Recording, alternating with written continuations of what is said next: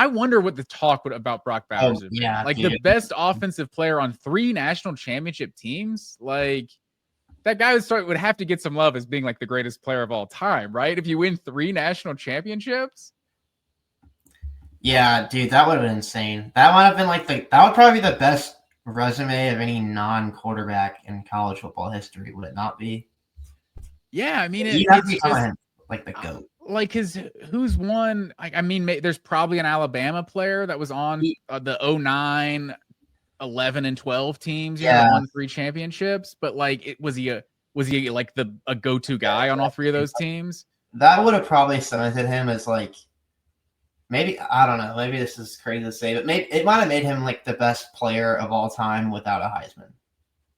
Yeah, like with how his season was going too, his junior year, if he doesn't get hurt, obviously Georgia still could win a championship, like even with his injury, if he comes back and if they just beat Alabama and get to the playoff. But so he played in 10 games, had 56 for 714, like in 6 touchdowns. Like he obviously would have had to have way bigger numbers, but missed like 4 games, and obviously would have been another game if you're in the playoff too. But yeah, I wonder what the conversation about Bowers would have been. Like I remember he's on that. I saw clips from an episode of Bussin' with the Boys where they're like, he's like, yeah, Alabama beat us twice in college, and then they kind of come to the realization that he only lost twice in college, like the whole 3 times. That one of the guys like, yeah, we lost like 6 games my freshman year or something, So if Bowers if they win 3 national championships, I think it would just have to be like a special type of legacy. But, unfortunately, we'll never know. He'll just have to settle for 2. He'll have to settle for being the greatest tight end of all time. That's his only legacy. Yeah, where do you think he ranks in all-time Georgia players? Like, he's got to be top 3, right? Oh man, you're talking about Rushmore type stuff. It's like, I don't know that I can, like the 2 national championships is massive. Football is obviously a team sport. Like they also had a defense that had, like 9 first-round picks or something on it. So obviously that's part of it. He doesn't get all the credit. Herschel Walker is clearly the number 1 Georgia player of all time. I tend to think Champ Bailey. Like, I don't know if you want to go all the way to Frank Sinkwich or something, putting Heisman winners, but I think Champ Bailey's. How do you compare Frank Sinkwich versus? No, I can't. Like, there's no way Frank Sinkwich is as good as Garrison Hurst or something. But yeah, I tend to think if we're just going like the Mount Rushmore type thing, I think you got to put Herschel Walker, Champ Bailey. I don't know. David Pollock was a 3-time All-American. Does he get in that conversation? Like those are the 3, and then Bowers is the other 3-time All-American. Like those are the 3-time All-Americans, right? And then put Champ Bailey in there. Yeah. So maybe no quarterbacks making Georgia's Mount Rushmore. I don't think so. I mean, who's the best quarterback they've ever, like their most productive quarterbacks ever are probably Aaron Murray and Stetson Bennett. Yeah, I think career-wise, Eric Zier put in some big numbers. And then it's like, but Stetson is definitely higher. The reverse of Eric Zier would be like a Buck Belue, where like the team was winning, but he wasn't really doing a ton of crazy stuff individually. Yeah.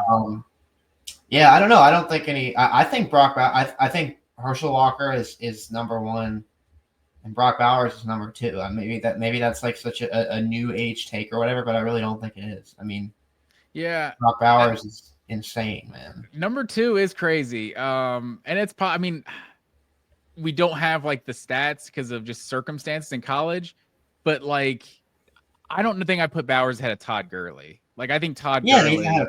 Todd Gurley didn't accomplish everything that he could. Like, yeah, he didn't have. In another universe, Todd Gurley probably has a Heisman Trophy and maybe even a playoff appearance. Like if we're good on the blacktop, like NFL Street, if we're just picking a team in the backyard, like, and I can just pick with a roster of Georgia players in their prime in college, I just don't. I have to take Todd Gurley ahead of. Yeah, I might still take Brock Bowers. You think so? I still like I get what you're saying in terms of like this guy's unstoppable. Like, just get me this guy and let me figure out But I think that's what you do with Brock Bowers. I mean, they were, like you said, they were running the jet sweeps by his freshman year. As like, that's not normal. That's the most NFL street type of player you can have, isn't it? Like. No, that's true. Gurley, it's like if they're like a created player, if they're a player on a video game, Like Brock Bowers is like greatness score, like his accomplishments are just significantly higher. Won 2 championships, won awards and stuff.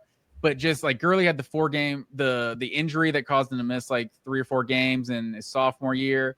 And then people just like kind of overlook how I think he like led Georgia in receiving maybe that year. Like he had like 7 or 8 receiving touchdowns. I think he did do that. And then his junior year misses the 4 games with the suspension and then tears the ACL after he comes back. Like dude was the best player in college football his junior year before all that happened. But if you want to win a bet with some Georgia fans out there in a bar, like to tell someone Todd Gurley only had 1,000-yard rushing season in his college career is a crazy fact.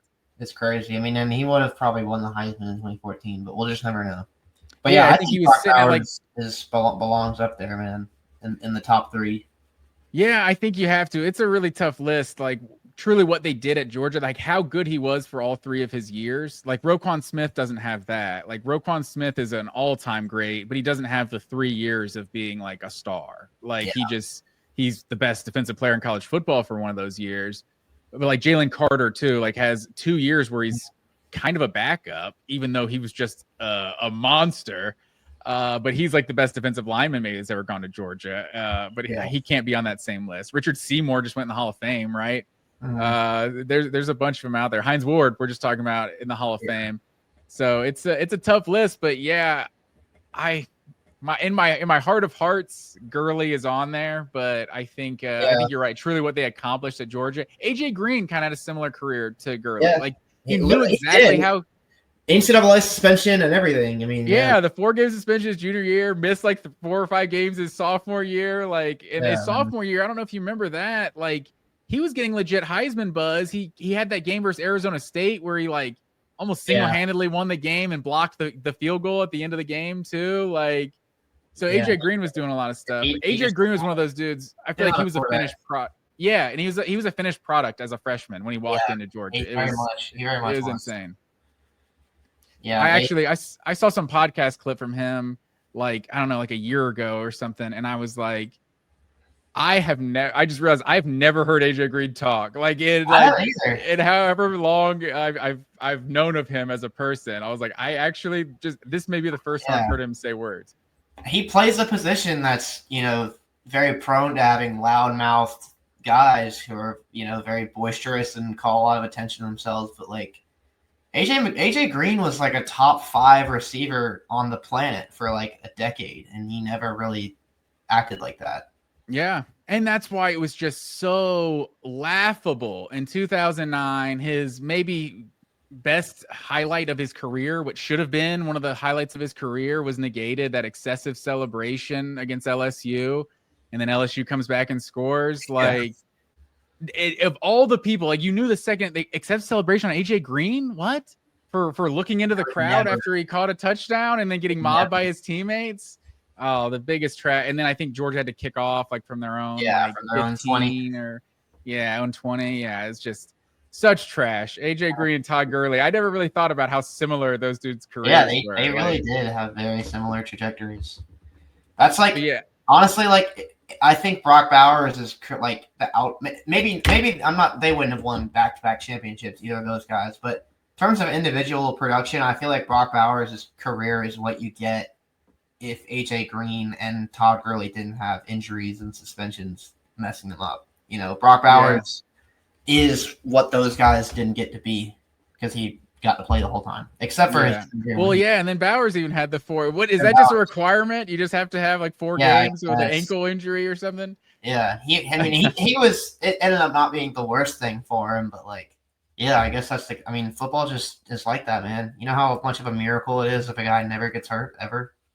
Yeah, seriously. It seems like every all-time great Georgia's had, other than Herschel Walker. Like Nick Chubb has his years where he has a year where he misses with the injury and all that. But also Stetson, I feel like we're having a conversation. Stetson deserves to be part of the conversation. Like 2 national championships as a quarterback. For sure. Where he was making plays. No one player deserves all the credit for that. I mean, football is the ultimate team sport, but I do think that like the more time passes and with the hindsight of the legendary NFL career he's about to have, I think Brock Bowers is going to go down as like the player on those teams, if that makes sense. Like people Yeah, he could be kind of the close face their of eyes those when they think teams. about that team, they're going to think about Brock Bowers. It's hard not to be Jordan Davis just because of how huge he was. Yeah, but like Brock Bowers is one of the best players ever. Scored touchdowns. Scoring touchdowns is always sexier. And Jordan Davis wasn't on the other team. That's true. So it's tough to associate him with like the whole era. Yeah, I guess Bowers and Jalen Carter are really the only greats I think that are on both of those teams. Yeah. Like not to hate on. Oh yeah, and Stetson obviously. Because not to hate on, not to slight on anyone else, Chris Smith or Keely Ringo or something, but those guys are on a different level.